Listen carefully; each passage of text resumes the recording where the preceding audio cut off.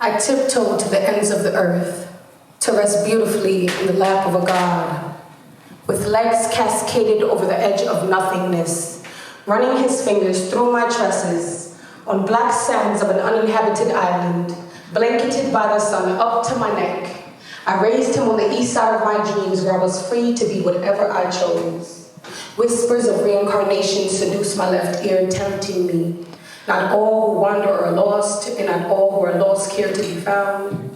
Normally, I delve right in, however here, normal is undefined. Vastness, transparent as my purpose in life. Simply, I dip the tip of my toes in warmth, reminiscent of dabbing a finger in succulence, tasting just a pinch of paradise. I savored it. Yamaya welcomed me to wade with her. She sung me stories of lifetimes, proposing a tete-a-tete with clouds. With every wave and wink came divinity, purified. I was endowed with wisdom. Memories descended to the darkest recesses where I seldom stroll. When met with violent opposition, she advised, remember me and behave accordingly.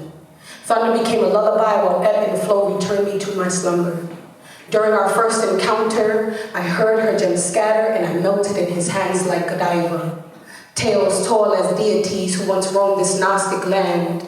Immaculate is he, son of no one. Avoiding my lips, blinded by brilliance emanating, laying hands anointed, he pressed a thumb between my eyes, speaking in tongues only my heart could translate. I vowed ascension in exchange of eternal adoration. All is fair when righting the world. Self-inflicted mortality, we convened beneath the blue moon and offered caution to the wind as a sacrifice.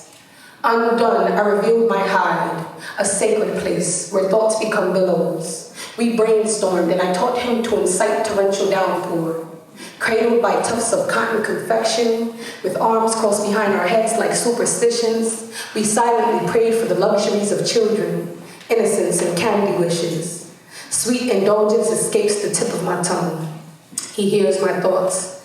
I feel his glare, and occasionally, when our eyes meet, I can see myself in the seat of his soul.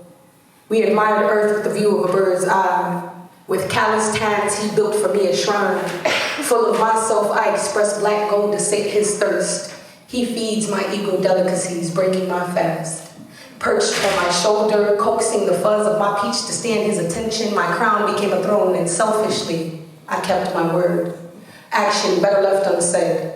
I emulated Oshun, bestowing upon him a raw reflection. Layers blossomed, and I was introduced to pieces of myself unfathomable, exquisite in all her glory. Bathing rosebuds in fiery bowls, climbing my petals, saturated in milk and honey, I collect the residue as keepsake. Wearing me like a velvet glove, he took refuge in my womb, eyes shut, painting vivid hues. Each stroke undressing my fears, sharing electricity, igniting explosive bonds, propelling us backwards to a place where time is held hostage, frozen at high noon, both hands raised, and for a moment, Grandfather Time was taken aback, where the names of weekdays and months are like those of future children yet to be conceived. Mere thoughts inscribed on tattered papyrus, gestating in my fantasies. We sailed adrift to distant galaxies undiscovered, where I taught him the butterfly stroke, and we tossed worldly possessions to the Milky Way, manifesting desires. I squeezed his hand ever so gently, reminding me of his presence. How could I ever forget such a gift? Enveloped in blackness, born of death, clusters of stars freckled his complexity, flakes of gold adorned me, robed in a silk cocoon, he traced constellation on my temple like ancient hieroglyphs for reference, lest we forget. We are all or not, everywhere or nowhere, but nothing in between, for uncertainty is unbecoming and will surely fracture our continuum. He invites the planets to our consummation, and in unison they align for a special occasion. They have viewed infinite rises and falls in preparation for this very moment. The omniverse's potency influences oneness, and without beginning nor end, we come full circle advocating. Spatial intelligence permits my naked soul a glimpse of nirvana. I cracked open his mind, spilling out the cosmos.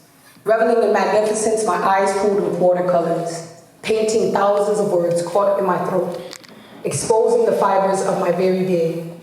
An epiphany was sparked, inspiring him to stitch together parts of us torn, puzzled as to how I've become closer to him than his own jugular. Intimacy only God should be privy to. And then I awoke. Peace, y'all.